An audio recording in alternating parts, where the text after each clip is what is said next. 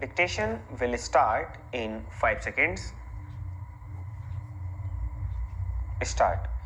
These minimum wages only provided them with the barest means of subsistence, and it was very necessary that it should have been done.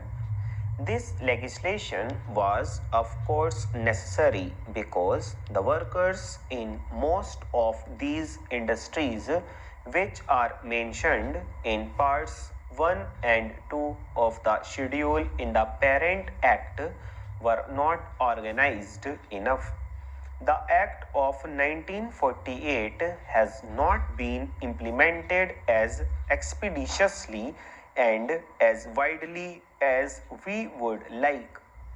There are certain industries like the tannery industry in Uttar Pradesh where the minimum wages have not been fixed in spite of the fact that the act is 13 years old.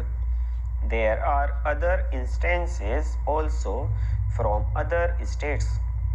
In the case of agricultural labor, the progress has been much slower than it was expected, though the original act in 1958 laid it down that the minimum wages for agricultural and industrial workers should be fixed within 3 years.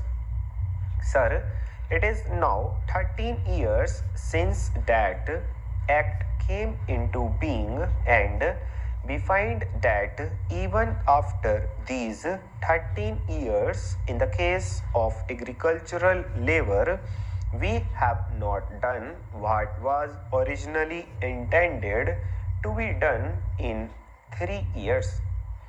There are undoubtedly a number of practical difficulties, but there is also a fact to be reckoned with that all the state governments are not equally enthusiastic about fixation of minimum wages for agricultural labor. It is correct to say that it will be no use fixing minimum wages and not being able to enforce themselves. But what was something which was taken into consideration when the original will was considered? When the Minimum Wages Act of 1948 was enacted, all this was taken into consideration.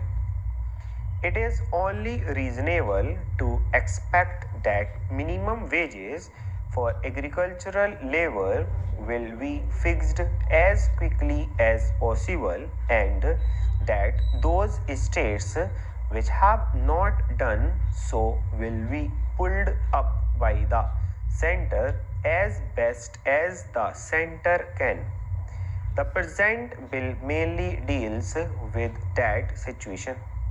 It is correct, sir, as has been stated in the statement of objects and reasons of the bill.